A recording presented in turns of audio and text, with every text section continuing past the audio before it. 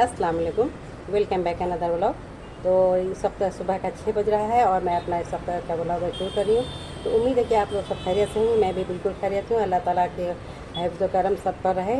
और आज का जो मेरा मौजू है, तो अगर हमारे जो ब्लॉग के हिसाब से जो उम्र वाले लोग देख रहे होंगे, तो अगर वो देख रहे हो तो हमारे इस सबक लें और कुछ सीखें, तो मैं अब सफल हो जाऊंगी अपने वीडियो बनाने में। तो आप लोग ज़रूर इसको, हमारे वीडियो को ज़रूर देखें और अमल करने की कोशिश करें और कुछ सीखें, तो फिर इंशाल्लाह ताला मेरा जो है। आज मैं उन बच्चियों के बारे में बात करना चाहती हूँ जो कम उम्र हैं, कम सिन हैं और टीनेजर हैं, एज के हैं, जो समझदार अभी नहीं हुए हैं और जिनका अभी करियर भी शुरू नहीं हुआ, पढ़ाई ख़त्म नहीं हुई है। उन बच्चियों के बारे में मैं आज बात करना चाहती हूँ कि एक एक ये कहानी मैं बताऊंगी।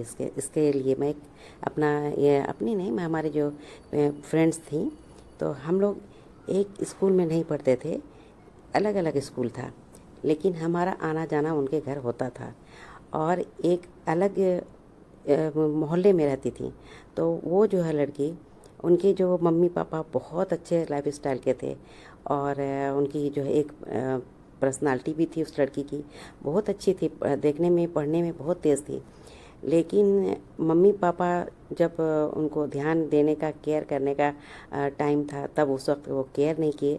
तो केयर जब नहीं किए तो वो लड़की कहाँ जा रही है, किससे मिल रही है, क्या कर रही है, उनको मम्मी पापा को पता ही नहीं। जब वो ध्यान देने लगी, केयर करने लगी कि मैं हमारी बच्ची क्या कर रही है, किससे मिल रही है, कहाँ जा रही है, तब वो बहुत देर हो चुका था। अब वो बात बात पर मम्मी पापा से लड़ाइयाँ कर रही थी, भाई बहनों से लड़ाइयाँ कर रही थी कि जो मुझे चाहिए मुझे चाहिए। तो क्योंकि वो लड़की दोस्ती बना चुकी थी, फिर दोस्ती बना के उसका कब प्यार में बदला दोस्ती, उसको ख़ुद भी पता नहीं चला और मम्मी पापा को भी पता नहीं चला। फिर वो लड़की क्या करने लगी कि आगे उसकी जो है ज़िंदगी जो है उसका, अब वो ख्वाहिश जो है आगे बढ़ गया।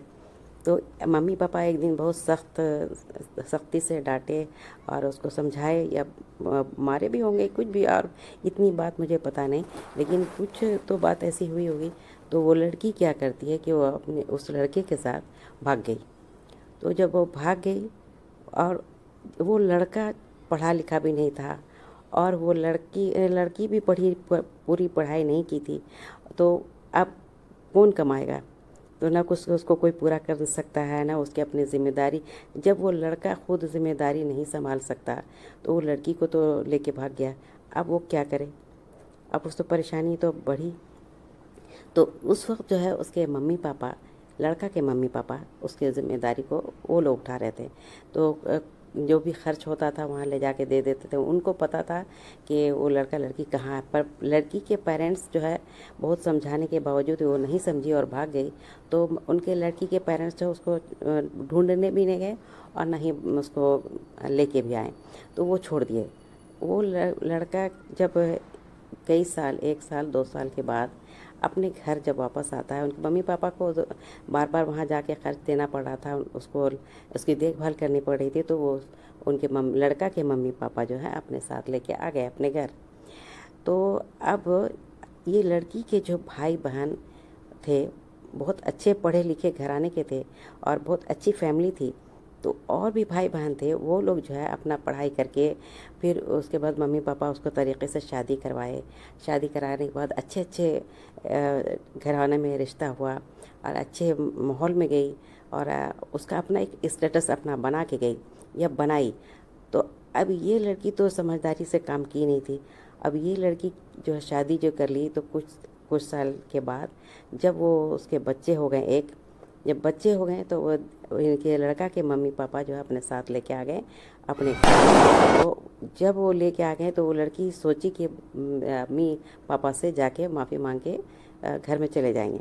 लेकिन उनके मम्मी पापा जब उसको बहुत ज़बरदस्त डांटे कि जब तुम उसके साथ गई हो तो तुम हमारे पास नहीं आ सकती, तुम जाओ, जहाँ जाना है तुम जाओ। तो उसके मम्मी पापा जो है छोड़ दिए। तो अब ये लड़की का जो है एक साथ रहते रहते इतनी उसके साथ टेंशन शुरू हो गया, क्योंकि उसके अखराजात बढ़ गए, क्योंकि अपनी ज़िम्मेदारी थी, उसके शौहर की थी, पर उसके साथ बच्चे हो गए। फिर कुछ साल के बाद एक और बच्चे हो गए, तो 2 बच्चे हो गए। अब उसकी ज़िम्मेदारी तो कि शौहर घर वाले लोग पूरा नहीं कर पा रहे हैं।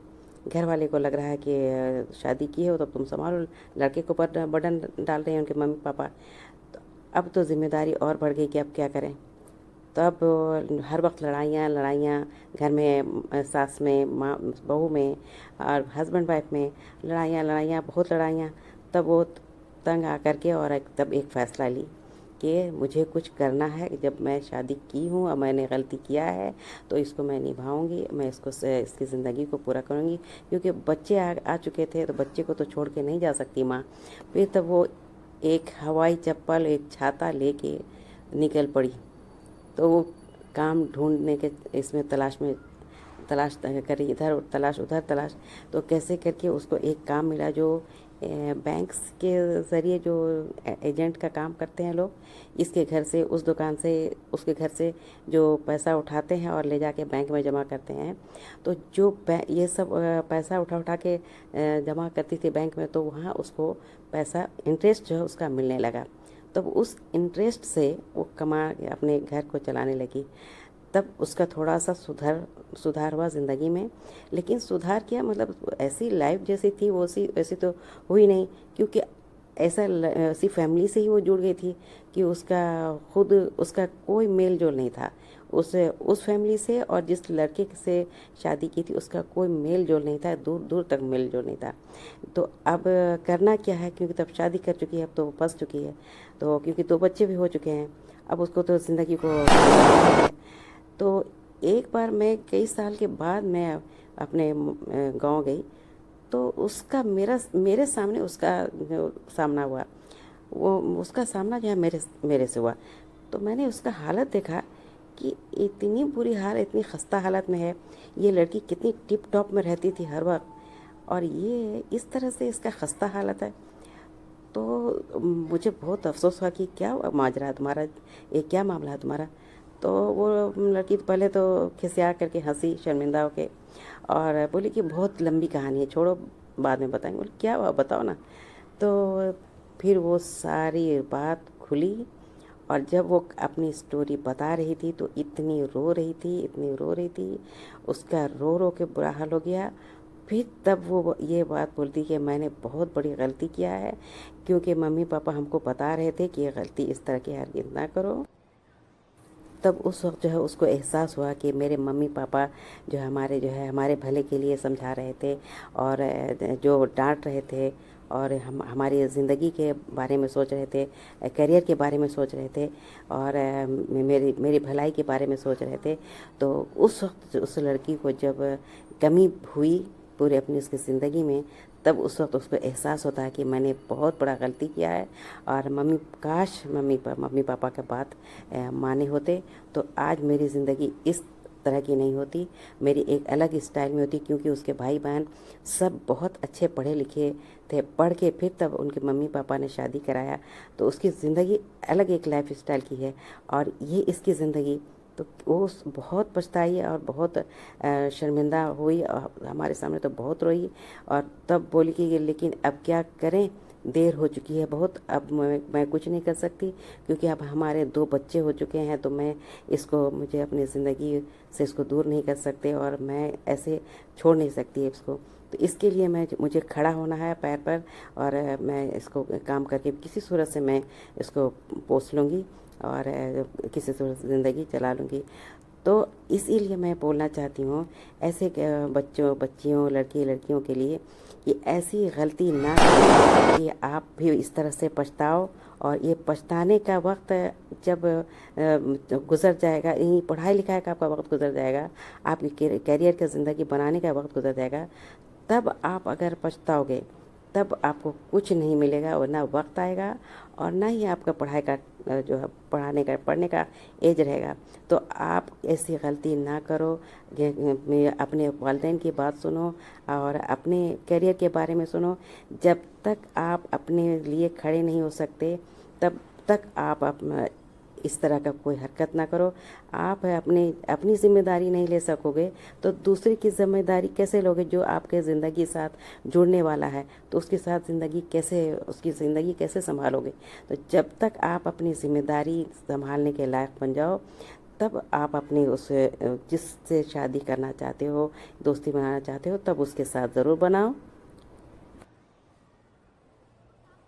जब आपको अपनी ज़िम्मेदारी का आपको एहसास हो जाए कि हाँ, अब मैं ज़िम्मेदारी उठा सकता हूँ और जो हमारे साथ जुड़ने वाले हैं तो मैं उसके ज़िम्मेदारी को ले सकता हूँ, तभी आप अपने कदम बढ़ाओ और शादी करने के लिए ये सोचो। तो इससे पहले आप एकदम ये गलती ना करो, क्योंकि ये जहाँ इस तरह का मामला आएगा, लड़ाइयाँ और ज़िंदगी बर्बाद हो जाती है। फिर आपको सुधरने का मौका नहीं मिलेगा और ना ही आप अपने आप को सुधार सकोगे, ना ही आप अपने किसी भी मामले में आगे बढ़ सकोगे। तो ये मौका अपने से मत गंवाइए, जो आपके लिए अभी वक्त है। इस वक्त को आप इसको अच्छे से यूटिलाइज़ कीजिए और ताकि कि आप एक सफल इंसान और अच्छे इंसान, आप जिम्मेदारी लेने वाले वो हो सके, बन जाइए, फिर कुछ कीजिए। तो ये आज हमारा जो है आप लोग को संदेश था, मैसेज था कि प्लीज़ जो है आप लोग अपने लिए सोचें, लड़की हो या लड़कियां, बच्चे, लड़के हो या लड़की, जिसकी भी साथ भी है, आप ज़रूर इसको सोचें और इसके सोच के काम करें, तो आपके लिए भला ही होगा।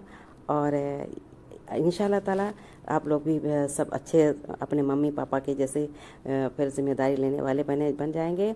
तब आप लोग को जो खुशी फिर मिलेगी आपको, तब इसका दुगना खुशी होगा कि ताकि कि आप अपने से जिम्मेदारी ले सकते हैं ना, तब आपको इसकी अलग खुशी मिलेगी।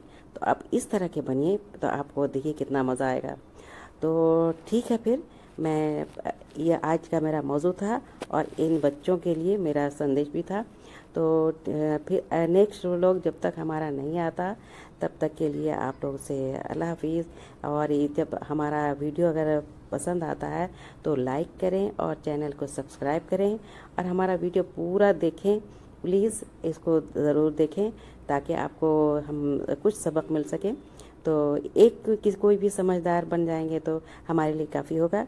तो हमारे लिए काफ़ी होगा, आपके लिए तो उससे ज़्यादा ही काफ़ी होगा, क्योंकि आप बेहतर बनोगे, आप अच्छे बनोगे, आप एक सफल इंसान बनोगे।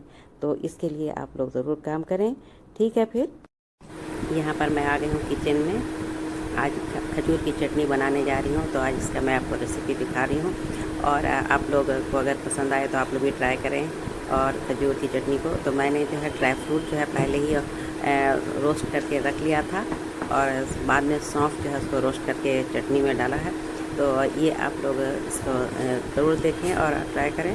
तो मैं शुरू करने जा रही हूँ खजूर की चटनी। तो ठीक है, फिर आप लोग इसको पसंद करें, तो अगर पसंद आता है तो लाइक करें और आप कमेंट्स भी ज़रूर करें कि किस तरह का बना हुआ है। ये खजूर हाफ़ केजी है, 500 ग्राम। इसको हम थोड़ा सा पानी में डाल के इसको थोड़ा सा सोक कर लिया था और सीड्स निकाल लिया है। और ये है 250 ग्राम से थोड़ा सा ऊपर है, यानी 300 ग्राम के लगभग है। तो ये है गुड़, तो इसको इसमें डाला जाएगा। और ये है किशमिश, और ये है काजू, ये है आम बट्टा, आप लोग क्या बोलते हैं पता नहीं, अम्बट बोलते हैं हम लोग। तो ये इसको इसमें डाला जाएगा। और अभी मैं इसको दालचीनी और लौंग डाल के थोड़ा सा वो कड़क करने के लिए डाल दिया है। तब इसके जब ये पक जाएगा तो इसको मैं इसमें खजूर डालूँगी। तो मैं खजूर को लेके आ रही हूँ, खजूर डालती हूँ।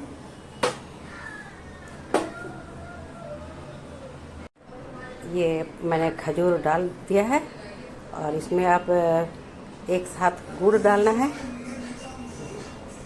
गुड़ मैं डालने जा रही हूँ, 300 ग्राम मैं डाल रही हूँ। देखती हूँ, ज़रूरत पड़ेगा तो कम करूँगी, नहीं तो ज़्यादा होगा तो ज़रूरत पड़ेगा तो डालूँगी। तो अभी मैं इतना ही डाल रही हूँ क्योंकि खजूर ऑलरेडी मीठा होता है। तो ये मैंने डाल दिया। इसको मेल्ट हो जाएगा थोड़ा गुड़, तो फिर इसको थोड़ा सा इसका पानी जो है सुखा लूँगी। ये है खजूर की चटनी, शादियों में अक्सर मिलता है, तो ये शादियों का वाला जो है उसी को इसी अंदाज में मैं बनाने जा रही हूँ। ये थोड़ा सा कम हो जाएगा पानी तो इसको मैं इसमें डालूँगी, क्योंकि पानी भी छोड़ेगा ही छोड़ेगा गुड़।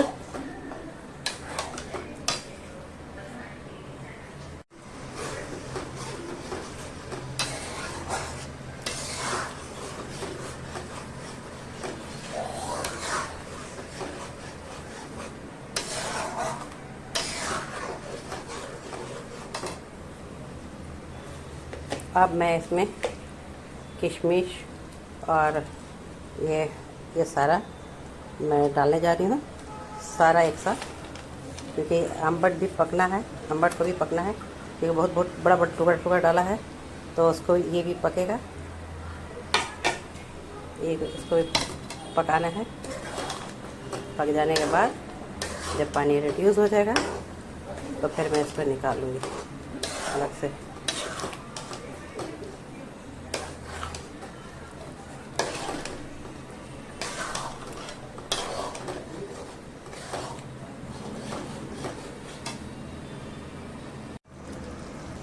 अभी इसमें मैंने थोड़ा सा सौंठ पाउडर डाला है और लाल मिर्च यानी सिर्फ कलर लाने वाला डाला, तीखा नहीं डाला है, तो ये इसमें मैंने डाला है। अब थोड़ा सा मैं इसमें चाट मसाला डालूँगी टेस्ट इन्हेंस करने के लिए। तो थोड़ा सा मैंने जो है चाट मसाला डाला है चटनी में। तो ये देखिए अब ऑलमोस्ट तैयार होने जा रहा है लगभग।